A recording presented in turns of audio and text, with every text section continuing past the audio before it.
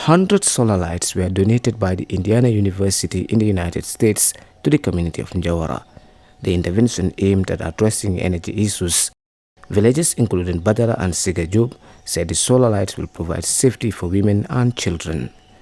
John Eldon and Jamie of the Indiana University said they will continue to work with the people of Njawara to address all the development areas. When we come, we like to not just talk, but also work with.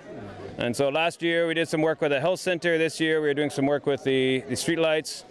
And we're doing our best to work with the community. I think that it will be very beneficial to increase women's sense of safety in the village, especially when it's nighttime, and being able to have lighting along the road so that then say that they were out working late and they're able to walk home and be able to see their surroundings, see who's around, and just be more aware of what's going on, and maybe it would diminish some fears about walking in the dark. The National Human Rights Commission held a day-long training for TAG members in Kerawan. The training is part of efforts to bring the Commission closer to decision makers as well expose them to its functions. Essentially, it's important for us to interact, engage with the TAG so that we understand each other better and enhance our work.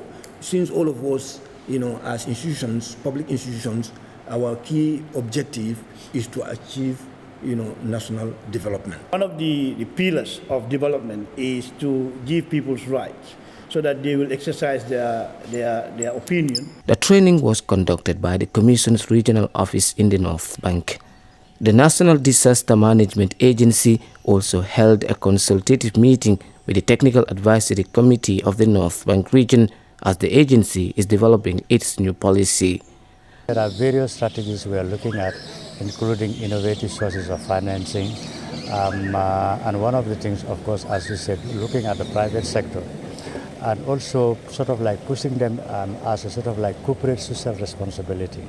I think we all have a role to play in this, and private sector will definitely have a key role to play.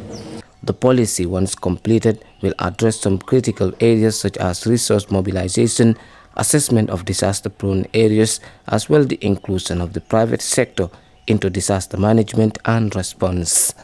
Reporting for the news, I am Famara Kanyi.